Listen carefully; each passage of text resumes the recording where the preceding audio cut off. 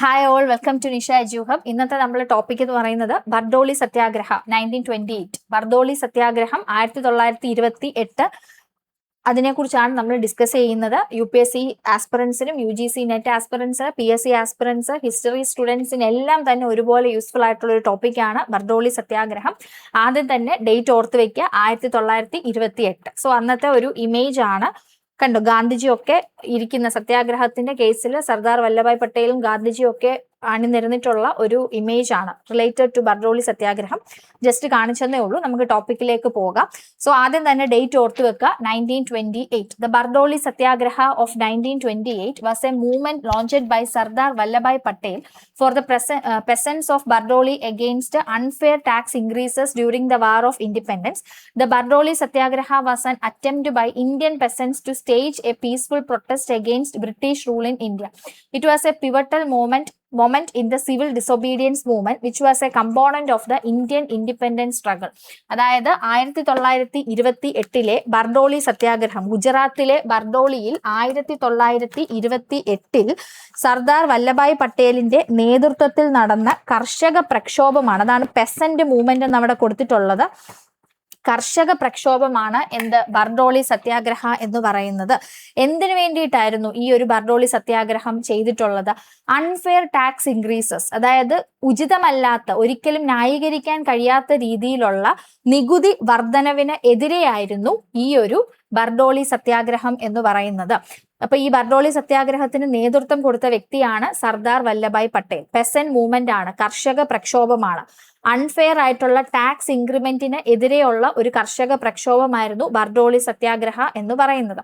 അപ്പൊ ഈ ഒരു സമരത്തിന്റെ വിജയം കൊണ്ടാണ് വല്ലഭായ് പട്ടേൽ എന്നുള്ള പേരിന്റെ മുന്നിൽ സർദാർ എന്നുള്ള ഒരു പദവി കിട്ടുന്നത്. സർദാർ, ലീഡർ അല്ലെങ്കിൽ ചീഫ് എന്നൊക്കെയുള്ള പദവി നേടിക്കൊടുത്തത്. ഈ ഒരു സമരത്തിന്റെ വിജയമാണ് വല്ലഭായ് പട്ടേലിന് സർദാർ എന്നുള്ള ആ ഒരു പദവി നേടിക്കൊടുത്തത്. അങ്ങനെ അദ്ദേഹം സർദാർ വല്ലഭായ് പട്ടേലിന് അറിയാൻ തുടങ്ങി.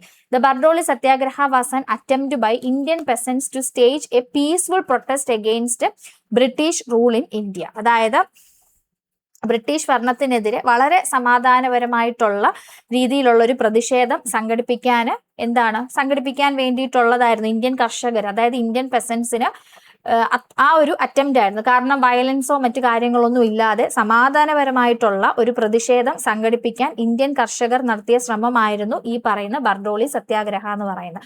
So it was an attempt by Indian peasants to stage a peaceful protest against British rule in India.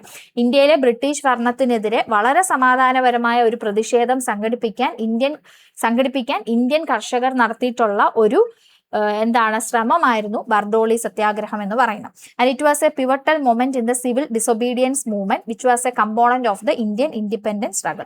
അപ്പൊ ഇന്ത്യൻ സ്വാതന്ത്ര്യ സമരത്തിന്റെ ഭാഗമായിരുന്ന സിവിൽ ഡിസൊബീഡിയൻസ് മൂവ്മെന്റ്, അതായത് നിയമ ലംഘന പ്രസ്ഥാനത്തിലെ ഒരു ഭാഗമായിരുന്നു ഒരു നിമിഷമായിരുന്നു, വളരെ പ്രധാനപ്പെട്ട ഒരു നിമിഷമായിരുന്നു ഈ പറയുന്ന ബർദോളി സത്യാഗ്രഹ എന്ന് പറയുന്നത്. And it was a pivotal moment in the civil disobedience movement. Civil disobedience മൂവ്മെന്റിന്റെ ഒരു പ്രധാന നിമിഷം, ഒരു പ്രധാന പങ്ക് ആയിരുന്നു ഈ പറയുന്ന ബർദോളി സത്യാഗ്രഹ എന്ന് പറയുന്നത്. ഇനി എന്തിനു വേണ്ടിയിട്ടായിരുന്നു? അപ്പൊ നമുക്കൊരു ക്വസ്റ്റ്യൻ കാണുമ്പോൾ കുറച്ച് കാര്യങ്ങളെങ്കിലും നമ്മൾ ഓർത്തിരിക്കണമല്ലോ. അപ്പൊ എന്തിനു വേണ്ടിയിട്ടായിരുന്നു ഈ ഒരു സമരത്തിന്റെ റീസൺ അല്ലെങ്കിൽ കാരണങ്ങൾ എന്ന് പറഞ്ഞാൽ എന്തൊക്കെയായിരുന്നു? പ്രധാനമായിട്ടും എക്കണോമിക് ഹാർഡ്ഷിപ്സ്, അതായത് ക്ഷാമം, ദാരിദ്ര്യം ഒക്കെ ആയിരുന്നു. 1925 ബർദോളിയിൽ ഉണ്ടായ അതിഭയങ്കരമായിട്ടുള്ള വരൾച്ച, ഡ്രൗട്ട്, ക്ഷാമം, ഇതൊക്കെ തന്നെ അവിടുത്തെ പെസൻസ്, കർഷകരെ എന്ത് ചെയ്തു? പട്ടിണിയിലാഴ്ത്തി. ഓക്കെ, എക്കണോമിക് ഹാർഡ്ഷിപ്സ്, അതായത് സാമ്പത്തികമായിട്ടുള്ള വളരെ ബുദ്ധിമുട്ട്, ക്ഷാമം, വരൾച്ച. അപ്പൊ ഇങ്ങനെയൊക്കെ വന്നപ്പോഴത്തേക്ക് അവിടെ ഉള്ള പെസൻസ് കർഷകരെ ഒക്കെ വളരെ പട്ടിണിയിലാഴ്ത്തുകയായിരുന്നു. അതുകൂടാതെ തന്നെ നികുതി വർധനവായിരുന്നു. ഈ ഒരു ദുരിത സമയത്തും ആ ഒരു വരൾച്ചയുടെയും ക്ഷാമത്തിന്റെ സമയത്തും ഒക്കെ തന്നെ ഇവരുടെ മുകളിലേക്ക് അൺഫെയർ ആയിട്ടുള്ള ടാക്സ് ഇൻക്രിമെന്റ്, നികുതി നിരക്ക് വലിയ തോതിൽ വർദ്ധിപ്പിക്കുകയാണ് ചെയ്തത്. അപ്പൊ അത് മാത്രമല്ല, ഇൻജസ്റ്റിസ് ആൻഡ് ഒപ്രഷൻ, അതായത് അനീതിയും അവഗണനയും അടിച്ചമർത്തലും ഒക്കെ ആയിരുന്നു മറ്റൊരു റീസൺ. ഇപ്പൊ ഈ കർഷകർ ചെന്ന് നികുതി കുറയ്ക്കണമെന്ന് ആവശ്യപ്പെട്ട് അപേക്ഷിച്ചിട്ട് പോലും ബ്രിട്ടീഷ് ഗവൺമെന്റ് അധികാരികൾ അത് തള്ളിക്കളയുകയാണ് ചെയ്തത്. അപ്പൊ ഇങ്ങനൊക്കെ ഈ ഒരു കാരണങ്ങൾ കൊണ്ടാണ് ബർദോളി സത്യാഗ്രഹം ഒരു പെസൻ മൂവ്മെന്റ്, ഒരു കർഷക പ്രക്ഷോഭത്തിന് കാരണമായത്. ഓക്കെ, അപ്പൊ സർദാർ പട്ടേലിന്റെ നേതൃത്വത്തിലായിരുന്നു ഈ ഒരു സത്യാഗ്രഹം മുന്നോട്ട് പോയിരുന്നത്.